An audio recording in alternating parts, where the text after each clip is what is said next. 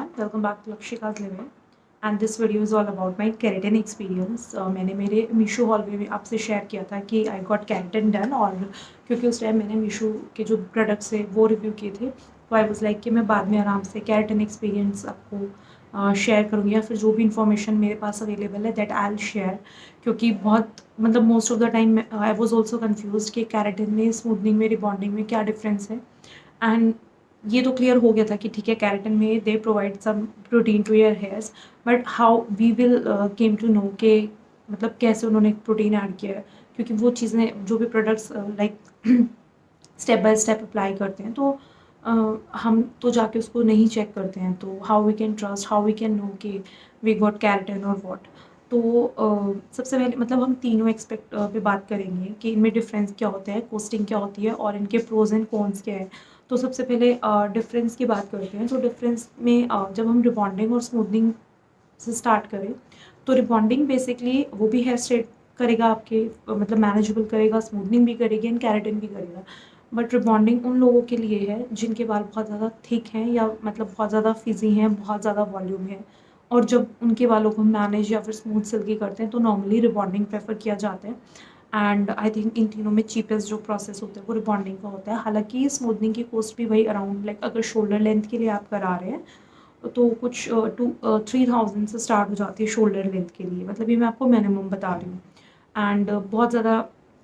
अगर कोई कंपटीशन वगैरह या फिर मतलब कुछ ऐसा चल रहा है किसी पार्लर पे स्कीम वगैरह चल रही है किसी भी सैलून पे तो आपको 2.5 में भी हो जाता है शोल्डर लेंथ के लिए रिबॉन्डिंग एंड स्मूथनिंग उन लोगों के लिए ज़्यादा बेनिफिट मतलब बेनिफिशियल होती है जिनके बाल थोड़े थिन साइड पे होते हैं और बहुत ज़्यादा वॉल्यूम नहीं होता और बहुत ज़्यादा कर्ल्स नहीं होता लाइक वेवी या फिर फिजी होते हैं तो उनको जो ट्रीटमेंट दिया जाता है उसको स्मूथनिंग बोलते हैं एंड ये वो लोग एक्चुअली खुद ही डिसाइड कर लेते हैं स्मूथनिंग लोग ज़्यादा प्रेफर करते हैं क्योंकि उसमें ऐसा बिलीव करते हैं कि बाल लाइक कम डैमेज होते हैं हालांकि दिस इज़ नॉट ट्रूथ दोनों का प्रोसेस सेम होता है लेकिन सिर्फ ये होता है कि प्रोडक्ट की जो क्वांटिटी होती है वो मे बी लाइक स्मूथनिंग में जो होती है वो कम से भी काम चल जाएगा एंड रिबॉन्डिंग के लिए लाइक जिनके थिक हेयर्स हैं या फिर जिनके ज़्यादा रफ हेयर्स हैं उनके लिए ज़्यादा रिक्वायर्ड होता है तो this is the thing and अब keratin की बात कर लेते हैं keratin में बेसिकली ये मोस्ट एक्सपेंसिव है वी ऑल नो एंड इसमें बोला जाता है कि जब हम हेयर ट्रीटमेंट पूरा कर देते हैं लाइक आपके बालों का ब्रेक बोन होता है basically how they become so manageable तो ब्रेक्स जो होते हैं वो बोन की जाती है हेयर्स की उसके लिए पहले मतलब एक प्रोडक्ट आपको लगाया जाता है ब्रेक बोन करने के लिए फिर वॉश करके फिर आपको स्ट्रेटनिंग की जाती है फिर आपको लाइक दोबारा से प्रोटीन का एक मास्क लगाया जाता है जिसको हम keratin ट्रीटमेंट बोलते हैं वो एक प्रोटीन लेयर होती है आपके बालों पे जो छोड़ दी जाती है एंड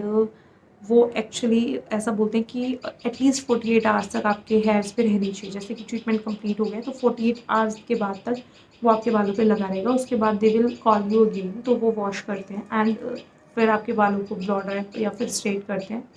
एंड आपको रियल जो रिजल्ट होता है वो आपके सामने आते हैं this is the keratin treatment और अगर keratin ट्रीटमेंट के प्राइस की बात करें तो शोल्डर लेंथ के लिए 5,000 से keratin ट्रीटमेंट स्टार्ट होते हैं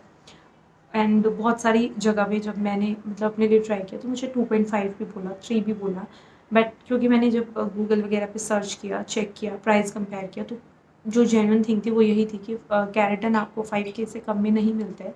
बहुत ज़्यादा अगर कुछ ऐसा ब्रांड का भी इफेक्ट लगा लें या किसी भी आपका कुछ अच्छे कॉन्टैक्ट में है तो 4.5 तक आपको हो जाएगा उससे लास्ट नहीं होगा तो डोंट बी फूल मतलब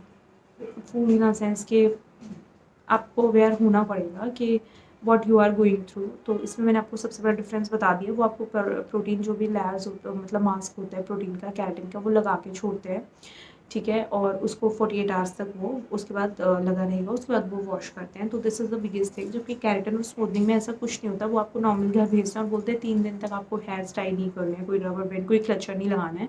हालांकि वो keratin में भी बोलते हैं बट keratin में उस टाइम पे आपके बालों पे प्रोडक्ट रहेगा उतने टाइम तक उसके बाद you can treat your hair like normal hairs with जैसे भी आप रूटीन में टाई करना चाहते हैं या फिर कुछ भी करना चाहते हैं तो दिस इज़ द थिंग मतलब डिफरेंस और प्राइस की बात हमने कर लिया अगर अब हम रिजल्ट की बात करें तो मैं सबसे पहले मैंने रिबॉन्डिंग ही कराई थी लाइक बिफोर मैरिज तो उसमें कुछ नहीं था बाल स्ट्रेट हो गए थे नो डाउट बट उसके बाद मुझे बहुत ज़्यादा स्प्लिट एंड्स दिखे थे मेरे बालों में और जो नीचे वाले हेयर्स थे ना यहाँ से नीचे जो हेयर्स होते थे वो ब्राउन शेड में हो गए थे, लाइक वो बर्न थे या फिर कुछ भी थे, शाइन होती थी। जब मैं बहुत नज़दीक से देखती थी तो वो क्लियरली दिखता था कि बाल डैमेज हुए हैं। और हेयर फॉल भी एक्सेस में ही था, बहुत एक्सेस में था, एंड थिन हो गए थे। हालांकि मतलब मैंने जो भी वो शैम्पू वगैरह रिकमेंड करते हैं, लाइक उस टाइम पे मैट्रिक्स का था कि मैट्रिक्स यूज़ करो, मैंने नहीं किया था। मैंने उस टाइम पे भी मतलब, क्योंकि बोलते हैं बाल ऑलरेडी आपके डैमेज हो जाते हैं किसी भी प्रोटीन ट्रीटमेंट से होते हैं, तो उसके बाद आपको एक्स्ट्रा केयर की ज़रूरत होती है। तो मैंने अपना एक वीडियो शेयर किया आप लोगों के साथ, तो वो home pampering, head to toe home pampering, उसमें मैंने हेयर मास्क आपको दिखाया। तो वो मैंने कंटिन्यू लगाया था जब मैंने फर्स्ट टाइम हेयर रिबॉन्डिंग कराई थी। तो उसके बाद मेरे बाल मैनेजेबल हो गए थे। और उससे एक चीज़ और हुई थी कि जो मेरा टाइम पीरियड था ना, मतलब नॉर्मली वो आपको बोलते हैं कि 6 मंथ्स टू 1 ईयर तक स्टे करता है रिबॉन्डिंग वगैरह। बट बिकॉज मैंने कुछ भी ज़्यादा केमिकल बालों में यूज़ नहीं किए थे, तो मैंने उसके बाद ये सब चीज़ें यूज़ की थी, लाइक होम स्पा किया, कुछ भी बनाना, एग, जो भी दही वगैरह मिलता था घर पे, मैंने वो नेचुरल जो प्रोटीन सोर्स होते हैं मैंने वो यूज़ किए थे। तो मेरा तो अराउंड मतलब 1 ईयर से भी ज़्यादा चला था। मतलब जेन्युइनली सेइंग कि 2 ईयर्स तक भी मुझे ऐसे दिख रहा था कि बाल मतलब बहुत ज़्यादा, क्योंकि मेरे टिपिकल कर्ली हैं तो वो कर्ल्स नहीं आए थे और काफ़ी स्ट्रेट लुक ही थी बालों में अराउंड 2 ईयर्स तक, तो काफ़ी चला था मेरा। एंड स्मूथनिंग मैंने नहीं कराया है, तो आई डोंट नो, क्योंकि मेरे बाल भी थिक हैं और कर्ली हैं, तो smoothening was not for me. And this time I got keratin done. लेकिन इस टाइम बहुत ज़्यादा डिफरेंस मुझे फील हो रहा है, लाइक मेरा हेयर फॉल जितना था उतना ही है, कुछ एक्सेस नहीं हुआ या कुछ कम भी नहीं हुआ, क्योंकि इस सीज़न में नॉर्मली हेयर फॉल होता है, सबको होता है। तो ऐसा नहीं है कि ट्रीटमेंट के बाद मेरा हेयर फॉल हुआ है। और जब मैंने रिबॉन्डिंग कराई थी तो ऑन द स्पॉट भी बहुत ज़्यादा नीचे जो मैं देख रही थी, जब वो लोग स्ट्रेट कर रहे थे और ब्लो ड्रायर वगैरह कर रहे थे, तो बहुत ज़्यादा हेयर्स थे। एंड इस टाइम की अगर बात करें तो उसका 20% भी नहीं था। एंड इसका रीज़न सिर्फ ये नहीं है कि केराटिन बहुत इफेक्टिव ट्रीटमेंट है, इसका रीज़न ये भी है कि मैंने कुछ 1-2 प्रोडक्ट्स हैं जो अपने बालों के लिए लाइक चूज़ किए हैं, चेंज किए हैं। तो उसके बाद मेरे बाल वैसे भी थोड़े से मुझे लगता है कि हेल्दियर साइड पे आए थे, तो वो भी एक इफ़ेक्ट था कि हेयर फॉल कम हुआ है। तो दैट्स इट। और अब एक्सपीरियंस कैसा रहा है वो मैं बता सकती हूँ। यू कैन सी, ये मैंने नॉर्मल कल वॉश किए थे, लाइक फ्राइडे को, and this is Saturday evening, मतलब इवनिंग ही होने वाली है। और मैंने कुछ भी जो वो शैम्पूज़ वगैरह रिकमेंड करते हैं वो मैंने यूज़ नहीं किया, मैंने सिर्फ सल्फेट फ्री शैम्पू चूज़ किया है। और अभी तक तो मैं गुड वाइब्स का ही शैम्पू यूज़ कर रही हूँ, क्योंकि मेरा बचा हुआ था, जब वो ख़त्म होगा तब आई टेक सल्फेट फ्री। हालांकि वो पैराबिन फ्री है बट सल्फेट फ्री नहीं है। और कंडीशनर में सल्फेट फ्री यूज़ कर रही हूँ। तो ऐसा कुछ नहीं है कि आप पार्लर से वो 5-6 थाउजेंड के शैम्पूज़ लेके आएंगे तो ये आपके हेयर मैनेजेबल होंगे। आपका मेन कंसर्न होना चाहिए कि आपका जो शैम्पू और कंडीशनर है, या आप कोई हेयर सेरम वगैरह भी यूज़ करते हैं, तो that should be sulphate free. ठीक है, वो आपको किसी भी रेंज में मिल सकता है, बट मेक श्योर अच्छे ब्रांड से हो। तो क्योंकि ट्रेसमे में आ रहा है, लॉरियल में आ रहा है, you can go for that. और मतलब वो 1000-1200 तक में आपको कॉम्बो मिल जाएगा, और वो 2 मंथ्स तक आपका चल जाएगा, तो दैट्स कॉस्ट इफेक्टिव एंड हमारे लाइक ट्रस्ट वर्दी ब्रांड है, तो we can go for that. और क्योंकि ऑलरेडी बालों में ट्रीटमेंट जा मतलब बहुत ज़्यादा केमिकल्स जा चुके हैं, तो बहुत कोई भी ऐसे हेवी रेंज में जो शैम्पूज़ या कंडीशनर आते हैं उनमें थोड़ा सा केमिकल ज़्यादा ही होते हैं, तभी वो ज़्यादा मैनेजेबल लगते हैं हेयर्स वगैरह। तो मेक श्योर कुछ माइल्ड साइड पे आप यूज़ करिए, वो ज़्यादा इफेक्टिव है। और जितना हो सके बालों में लाइक अपने DIY मास्क घर पे बना के वो यूज़ करें। और क्या बचा है इसमें, हाँ, प्राइसिंग की बात हो चुकी है, इफ़ेक्ट्स की हो चुके हैं। एंड टाइम पीरियड केराटिन का भी केराटिन का ऐसा माना जाता है कि सिर्फ 3 to 4 मंथ स्टे करते हैं, बट ऐसा नहीं है। वो उनके लिए होता है जो केराटिन सिर्फ मैं आपको क्लियर कर देती हूँ, ये चीज़ मैंने क्लियर की थी कि जब एक केराटिन मास्क हम नॉर्मल लगा रहे हैं, जिसे हम स्पा लेके आएंगे, ठीक है, दैट्स केराटिन स्पा, तो उसका रिजल्ट एक्चुअली 3-4 मंथ्स तक रहता है। लेकिन जब मैंने केराटिन ट्रीटमेंट करा लिया, लाइक ये प्रॉपर स्ट्रेटनिंग कराई है, तो ये 1 ईयर तक स्टे करता है, बहुत आराम से करता है। बट ऑल बिकॉज कि आप ज़्यादा कोई भी ऐसे ड्राई शैम्पूज वगैरह अपनी स्किन पे यूज़ ना करें, एंड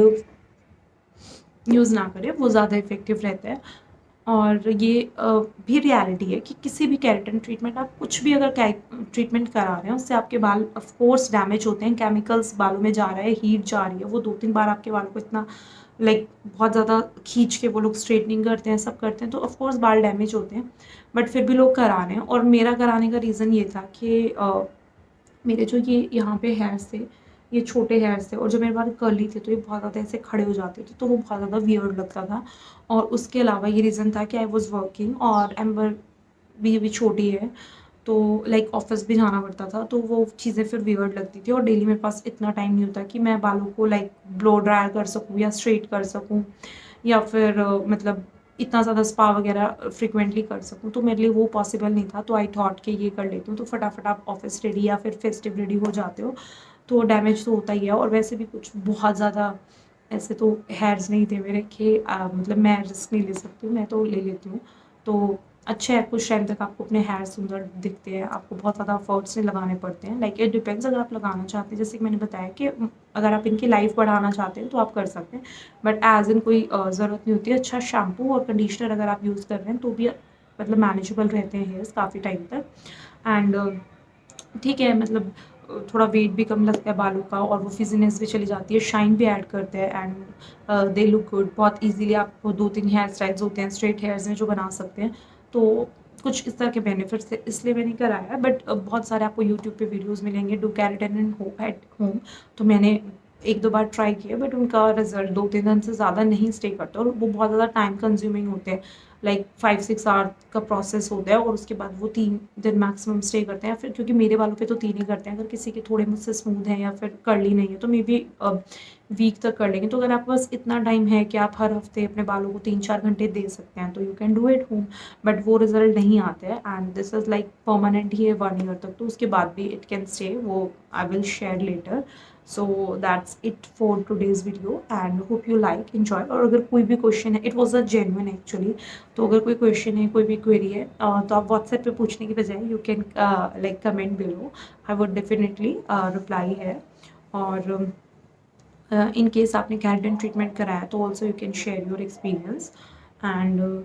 गुड वाइब्स के कुछ प्रोडक्ट हैं, शायद मैं ऑलरेडी रिव्यू कर चुकी हूँ, तो अगर आप वैसे भी हेयर्स के लिए कुछ अच्छा ढूंढ रहे हैं तो मैंने मोम्सको का ऑयल आपको दिखाया था, वो आप कंटिन्यूसली यूजिंग। और